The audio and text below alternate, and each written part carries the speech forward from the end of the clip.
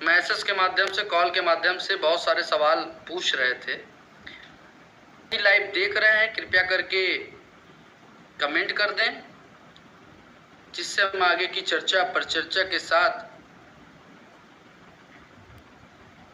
आपसे वार्ता कर सकें। तो अगर आवाज़ हमारी स्पष्ट रूप से आ रही है तो आप एक बार पुनः कमेंट के माध्यम से हम सबको अवगत करा दें, जिससे चर्चा परिचर्चा रख सके, तो वो इस कार्य को आगे भी बढ़ा सके और कम समय में बातों को समझ सके। तो बहुत सारे साथी जुड़ चुके हैं, मैं उनका तहे दिल से आभार व्यक्त करता हूं। सभी को सादर नमस्कार, प्रणाम। जितने भी लोग जुड़ चुके हैं, कृपया करके एक बार आवाज़ स्पष्ट आ रही हो तो आप सब कमेंट बॉक्स में कमेंट कर दें। सभी साथियों को पुनः नमस्कार। साथियों, आप सबको बताना चाहता हूं कि बहुत चीज़ों पर चर्चा होगी, पहले आप सब कृपया करके सुनते जाइए।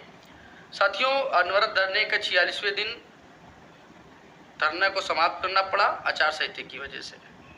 तो उसके बाद बहुत सारे साथी कॉल मैसेज बारे में पूछ रहे थे कि भर्ती आएगी कि नहीं आएगी।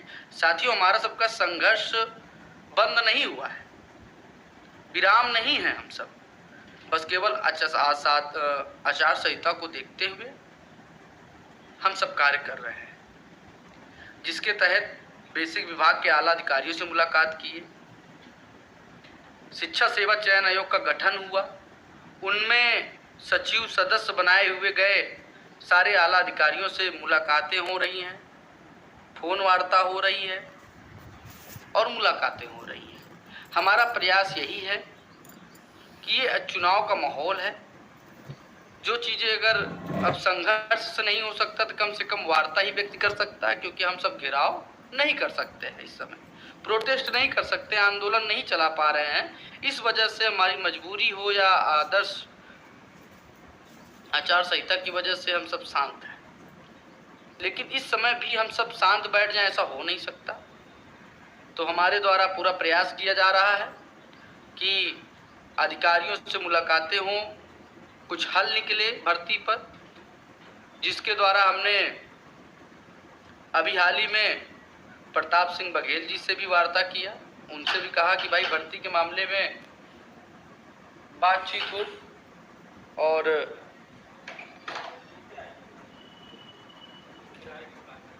बस आ रहे हैं तो हाँ ठीक। तो साथियों, आप देख सकते हैं, तो वार्ताएं हुई तो हमने कहा कि सर भर्ती के संबंध में क्या है, कैसे है। तो उनके द्वारा ये कहा गया कि क्यों फालतू अपना समय बर्बाद कर रहे हो, कहीं दूसरे क्षेत्र में चले जाओ। हमने कहा यही चीज़ें आप हमको 5 वर्षों से अगर यही इस तरह का जवाब अगर सारे आला अधिकारी देंगे तो कैसे स्थिति परिस्थिति होगी, कैसे इस लड़ाई को लड़ा जाएगा। अगर आप इस तरह का जवाब दे रहे हैं एक अधिकारी होकर के, तो डीएलएड का कोर्स ही बंद कर देना था, हम सब डीएलएड कोर्स ही ना करते। आज हम सब संघर्ष, आज हम सब ने 5 वर्षों को समय दिया और उसके बाद इस तरह का सवाल सुनेंगे तो कोई व्यक्ति मानसिक स्थिति ठीक नहीं होगी।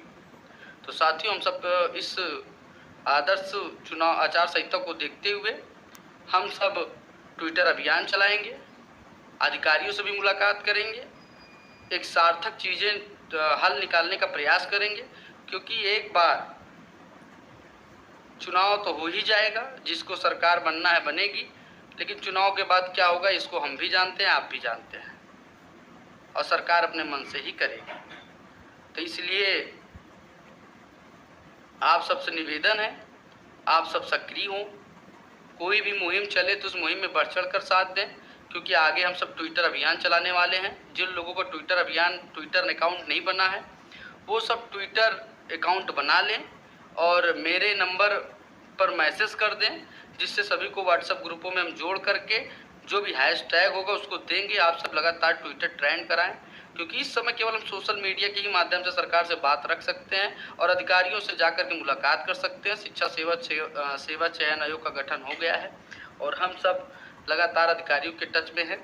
कि किसी तरीके से कोई हल निकले और चुनाव के बाद एक बड़ी भर्ती हम सबको देखने को मिले।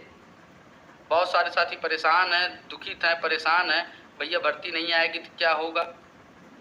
देंगे, हमारा तो मनोबल नहीं टूटा। बहुत लोग ने बिहार में ज्वाइनिंग ले लिया, कुछ ने केबीएस में ज्वाइनिंग ले लिया, किसी ने एमपी में ले लिया, किसी ने डीएसएसबी में ले लिया, लेकिन हमें आज भी उत्तर प्रदेश की प्राथमिक शिक्षक भर्ती की इस लड़ाई को लड़ रहे हैं।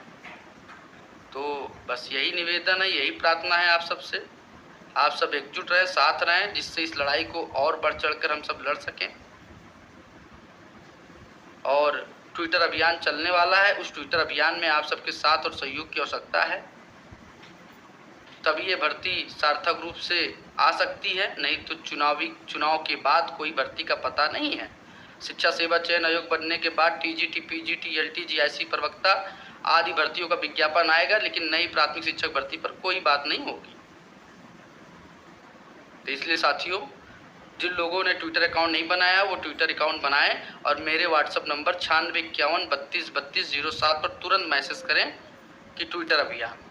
तो इसलिए फिर से एक बार नंबर सुन लें, 9651323207 मेरे व्हाट्सएप पे मैसेज करें और लिखे ट्विटर अभियान। सबको एक व्हाट्सएप ग्रुप में जोड़ दिया जाए और एक व्यापक ट्विटर अभियान लगातार हर तीसरे दिन चलेगा और उसमें सभी लोग बढ़ चढ़ कर के साथ दें और सरकार तक बात पहुंचाएं, ताकि सरकार का कोई मौखिक बयान आ जाए, मुख्यमंत्री जी का मौखिक बयान आ जाए कि नई प्राथमिक शिक्षक भर्ती हम देंगे, जो कि अब कर ही क्या सकते हैं, क्योंकि सरकार तो 2027 तक रहने वाली है।